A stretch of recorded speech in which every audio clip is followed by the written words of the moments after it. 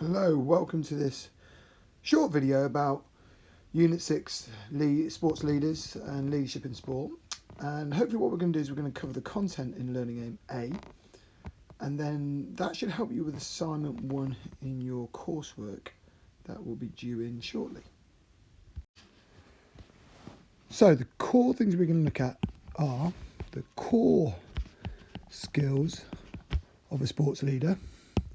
We're then going to start looking at some of the key qualities, and these are the key phrases that you really need to sort of consider when we're describing what our sports leaders look like. And then the final thing is their key responsibilities.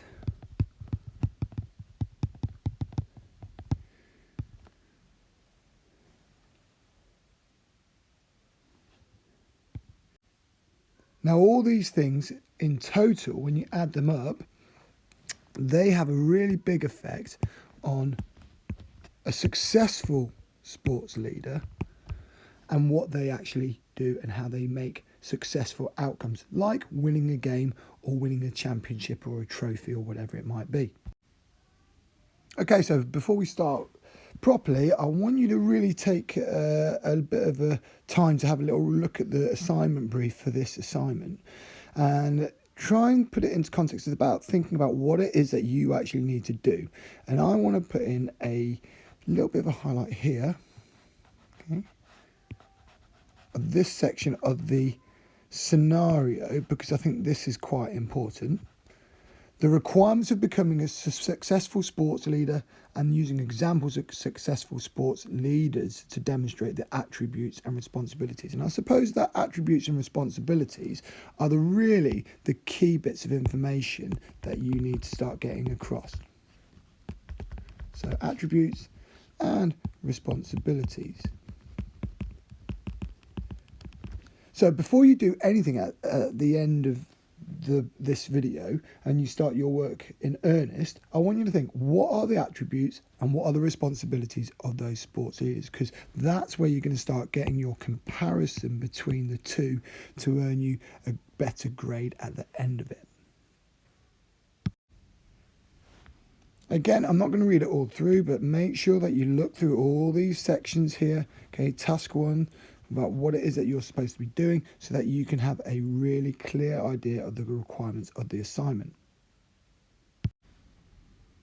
So as mentioned earlier, the first thing we're going to look at are these core skills. Now, the core skills are really, really important because without these, a coach, a manager, a team captain or any sort of leader can't really effectively do their job.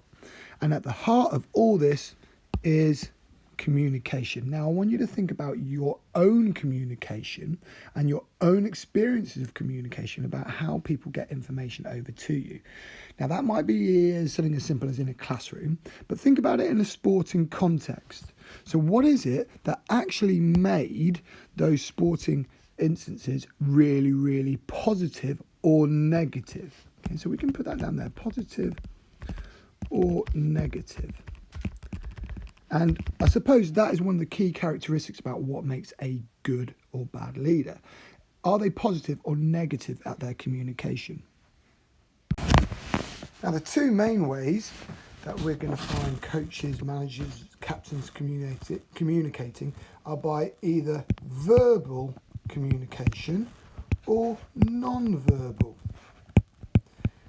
Now, it sounds really obvious when we say it like this, but verbal is when we speak and we actually give signs through our mouths or whatever it might be to pass on information. And that could be giving a lot of information as a coach about how to perform a skill or a tactic that they want adopting. Or it could be something as simple as a shout so people recognise where they need to go, and so on and so on. So there are lots of different types of forms of verbal communication, but it's passing on that knowledge through our voice. Non-verbal can be a little bit more complicated and actually plays a really massive part subconsciously in how a leader gets their message or their views across. So they may use hand gestures, they may look at you in a different way or nod, or their stance or their stature may be something that you actually take note of and therefore act accordingly. And it could be them showing you what they want to do. But both of these methods of communication, verbal and non-verbal, are really, really important. Must mention this in your assignment. Now moving on, a manager or a leader also needs to have really good organisational skills. The next core skill we have to look at is this of organisation. And this is important because it's the thing that actually makes things work efficiently and smoothly. So things like their ability to work with the different size of groups.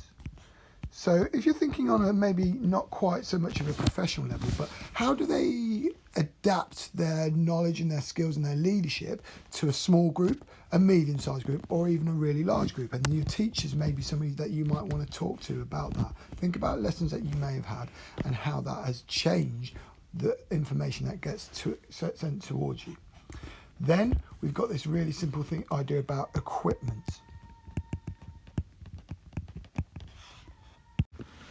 Has the leader made sure that it is safe to use, in a good condition, and is it appropriate?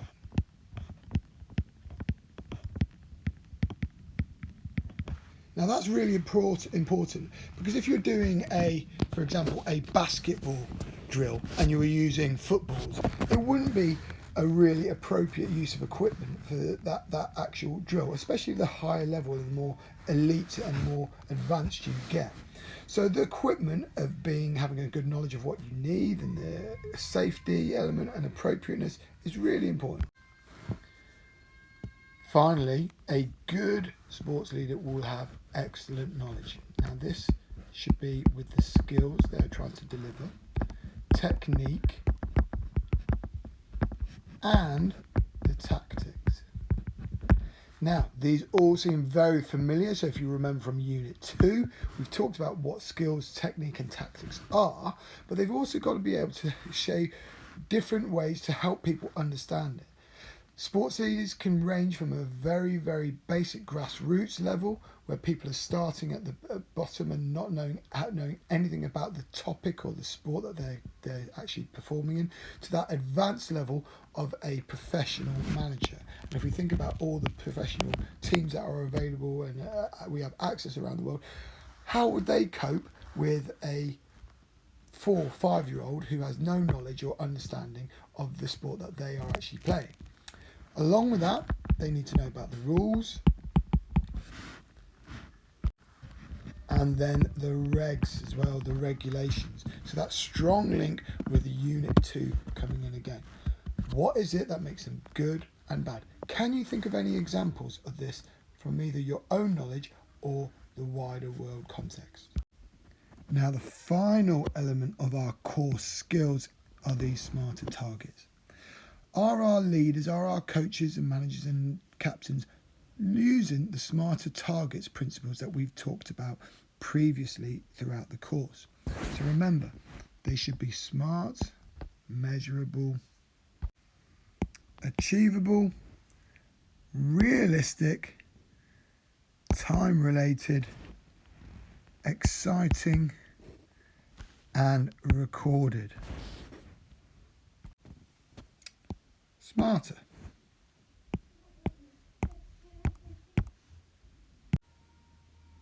Now, these smarter targets could be something as simple as a goal working towards winning a trophy, like the Premier League over here.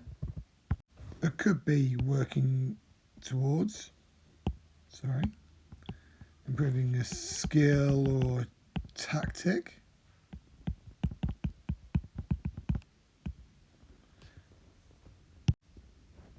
Or it could be related to the attitude and the thinking of the team, how they actually are dealing with their own mentality and that growth mindset.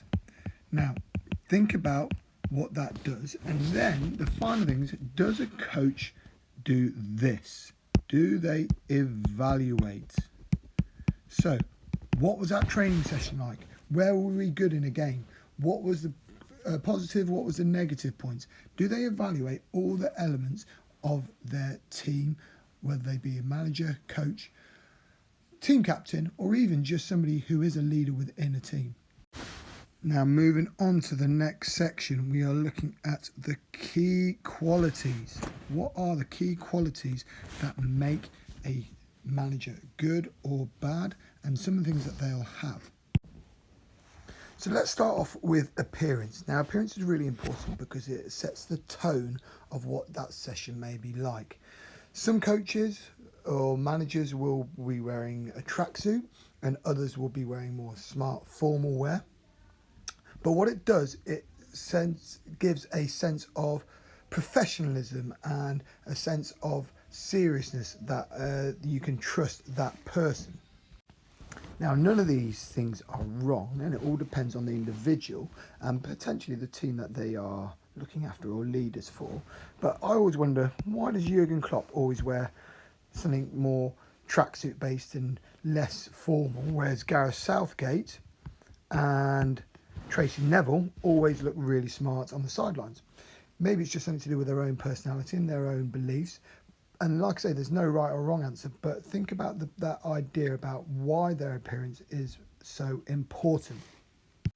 Now, I'm going to talk about enthusiasm and confidence very quickly and put them in the same bracket. Now, enthusiasm is hugely important because you want your coach to be enthusiastic. You don't want somebody who doesn't seem or appear to want to be there. Why? Because that feeds down to the players, to the people that you are leading, and therefore means that they won't have the enjoyment or get the benefits of your knowledge and understanding. The same with confidence. If you think that you know, don't think that you know what you're talking about, that actually gets portrayed out towards the people that you are dealing with, and therefore has a negative effect, making you a less successful leader. Now, combined, all of these things, sorry, terrible arrow there, come in to form that personality. And our personality is really important because each individual has got their own personality. It's all the characteristics that make us ourselves. And if we think about this, what we can end up with is this idea of a pie chart here. That is really, really important, that you see everybody has a certain section or certain quarter of their personality, and it might be something to do with confidence, enthusiasm, and one section of your pie chart might be bigger than another, and then the next person may have a slightly different percentage as the other. So your personality pie chart can be what makes you that good, effective leader. And we really want that to be something that is really, really important to the success of the team, and you want to bring that out. So your personality, I believe, is one of the most important things that a sports leader can actually bring out. What is it that you want to do? We don't want to see robotic, same, very little change from person to person in their actual ability to lead. It's that personality that really, really shines through. Now, thinking about that personality again in the pie chart, which is moved over to the next slide, we've got other things that we could add into that as well. What is their humour like? Things go wrong in sport all the time, and what we need to make sure we do is that we bring a certain level of humour. When is it appropriate to use humour? When is it not? And you may feel that that's something that actually makes people at a very grassroots level again really enjoy and get that passion for doing activity and sports that you may be leading. Following up from this, we've got this idea about motivation. What can you do about motivation? If we go back towards some of the previous things we've mentioned in the slides before, your communication skills are really important in that motivation. Are you organised? Do you show that knowledge? Because they are all things that motivate people, no matter what level you are at.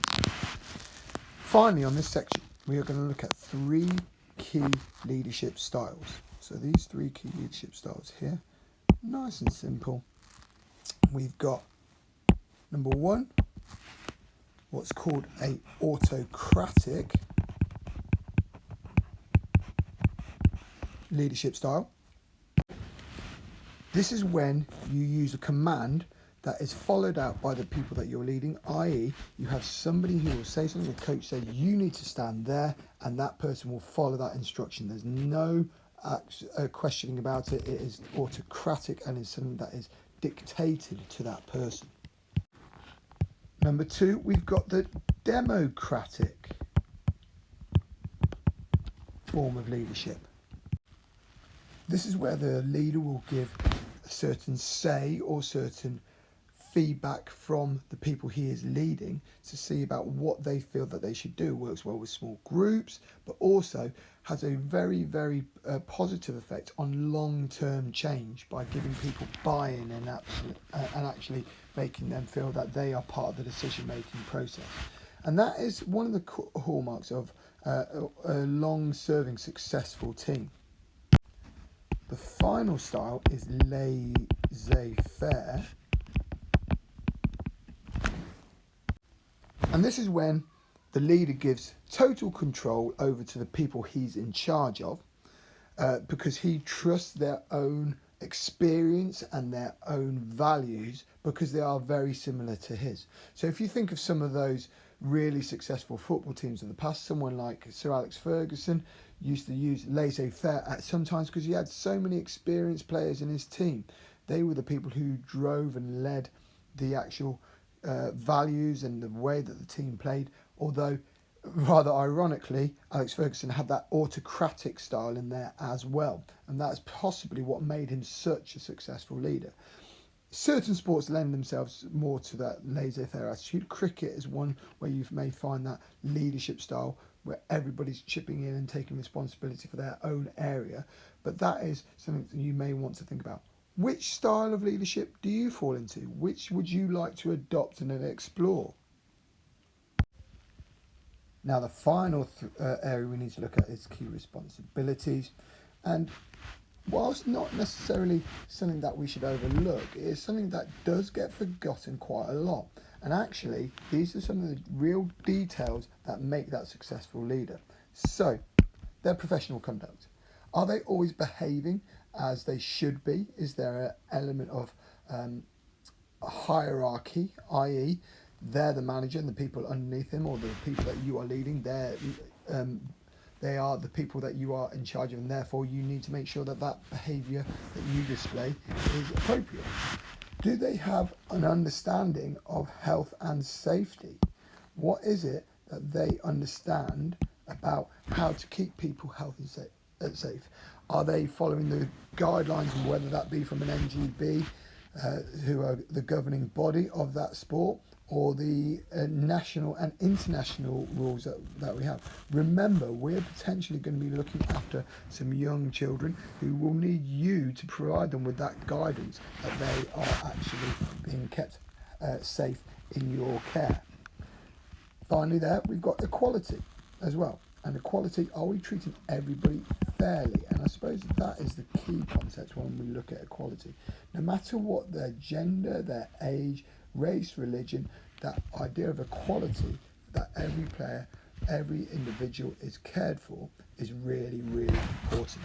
And that is, like I say, a responsibility that sometimes gets overlooked.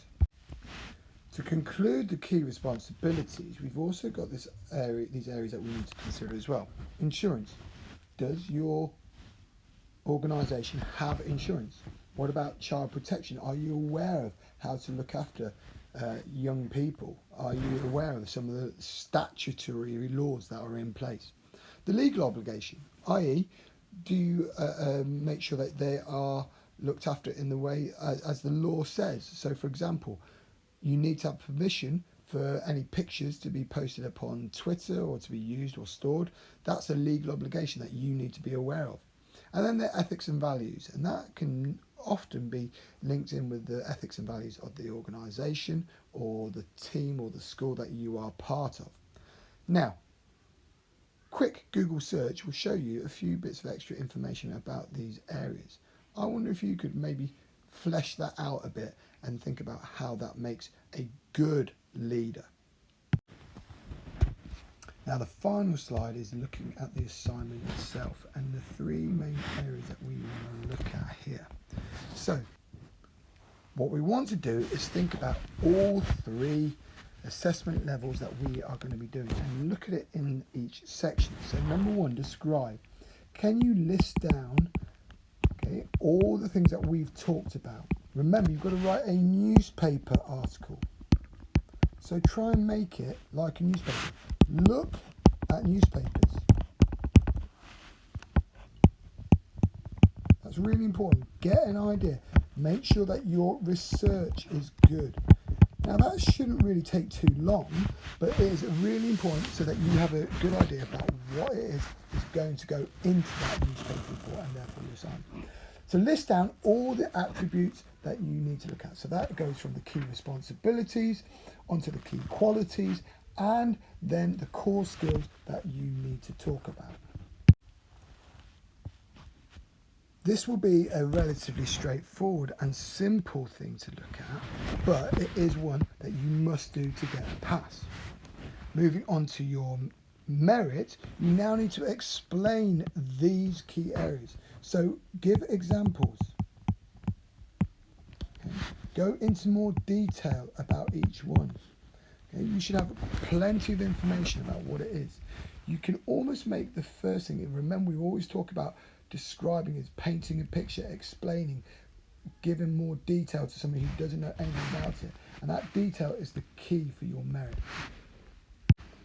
Now to achieve a distinction, you must make sure that you talk about two sports leaders, and they could be a captain or a manager. And I previously mentioned making sure that you talk about making them the same role. So if you're going to talk about two people, make sure they're both managers or they're both coaches or they're both captains, not one captain and one manager. That makes it very difficult.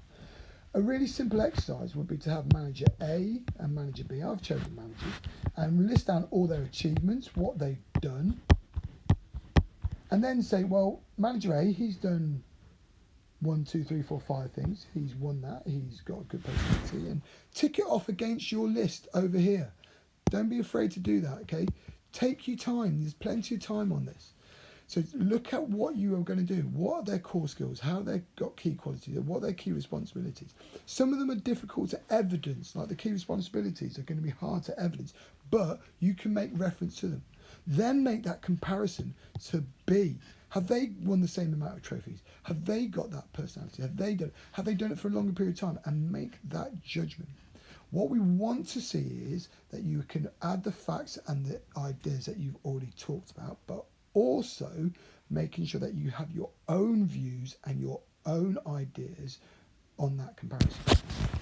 Best of luck with it all. Refer back to this video if you need to. Look at any of the PowerPoints and the checklists that are available to you. And always, always, always remember, you can come and ask for some help if you need it. Good luck.